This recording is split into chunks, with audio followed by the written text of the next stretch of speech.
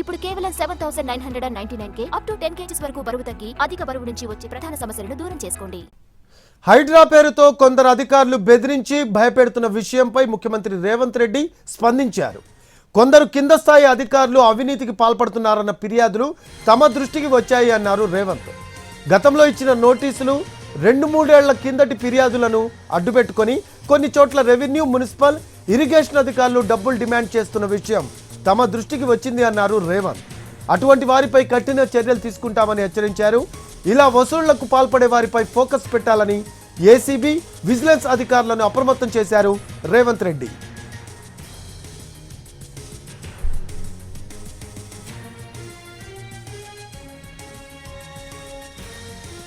దీనికి సంబంధించిన latest updates మా కరెస్పాండెంట్ సుధీర్ అడిగి తెలుసుకుందాం. ఫోన్ లైన్లో అందుబాటులో ఉన్నారు. సుధీర్, అధికారులు బెదిరించి భయపెడుతున్న విషయంపై ముఖ్యమంత్రి రేవంత్ రెడ్డి సీరియస్ అయినట్టు తెలుస్తూ ఉంది.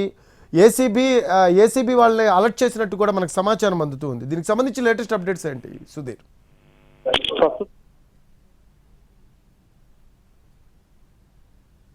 మీదనే ప్రతి ఒక్కరు చర్చించుకుంటున్న పరిస్థితి కనిపిస్తుంది. అధికార వర్గాల్లో కావచ్చు, ప్రజల్లో కావచ్చు, హైడ్రా పనితీరు కావచ్చు, హైడ్రాకు సంబంధించి ఎప్పుడు ఎవరికి నోటీసులు ఇస్తుందనే అంశం చర్చనీయాంశంగా మారింది. ఈ నేపథ్యంలోనే కొంతమంది అక్రమార్కులు అధికారుల పేరుతోటి కావచ్చు, లేకపోతే హైడ్రా పేరుతోటి చెరువులను, అదే విధంగా నాలాలు, పార్కులను కబ్జా చేసిన వ్యక్తులు ఎవరైతే అక్రమార్కులు ఉన్నారో వారి వద్ద నుంచి కూడా డబ్బులు డిమాండ్ చేసినట్టుగా తెలుస్తుంది అని ప్రభుత్వ వర్గాలు అయితే ఇప్పటికే భావిస్తున్నాయి. అయితే ప్రభుత్వం దృష్టికి ఇప్పటికే కొంతమంది అధికారులు కూడా ఈ విషయాన్ని వారి దృష్టికి తీసుకొచ్చినట్టుగా కూడా ముఖ్యమంత్రి కాసేపటి క్రితం స్పష్టం చేశారు. ముఖ్యమంత్రి ఈ విషయానికి సంబంధించి ఏసీబీ అధికారులను, అదేవిధంగా విజిలెన్స్ అధికారులను కూడా హెచ్చరించారు. ఎట్టి పరిస్థితుల్లో కూడా ఎఫ్టీఎల్లో కానీ, లేకపోతే బఫర్ జోన్ లో కానీ, నాలాల్లో, పార్కుల్లో అక్రమ నిర్మాణాలు చేసిన వ్యక్తులకు నోటీసులు ఇవ్వాలి. ఆ నోటీసులు ఇచ్చిన తర్వాత ఆ సంజయ్ తీసుకున్న తర్వాతనే వాటిని కూల్చివేతలు చేయాలని చెప్పేసి ముఖ్యమంత్రి చెప్పారు.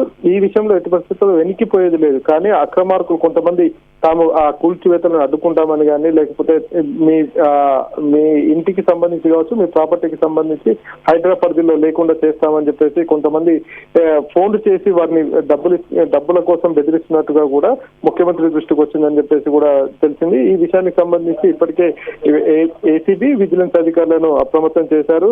గతంలో ఇచ్చిన నోటీసులు ఏవైతే ఉంటాయో, గతంలో అంటే గత ప్రభుత్వంలో ఇచ్చిన నోటీసులు కావచ్చు, హైడ్రా రాకముందు ఇచ్చిన నోటీసులు ఏవైతే ఉంటాయో ఆ నోటీసుల పేరుతోటి కొంతమంది అధికారులు కావచ్చు, అధికారుల దగ్గర పనిచేస్తున్న వారు కావచ్చు, ఇతర వ్యక్తులు ఎవరైతే ఉన్నారో వారు అక్రమాలకు పాల్పడుతున్నారని చెప్పేసి ప్రభుత్వం దృష్టికి వచ్చిందని ఈ విషయాలన్నింటినీ కూడా తమ నోటీసులో పెట్టుకుని అధికారులను కూడా హెచ్చరించిన పరిస్థితి కనిపిస్తుంది. హైడ్రాకు ఎట్టి పరిస్థితుల్లో చెడ్డ పేరు తీసుకొచ్చే ప్రయత్నాలు చేయొద్దని చెప్పేసి ముఖ్యమంత్రి హెచ్చరించిన పరిస్థితి కనిపిస్తుంది.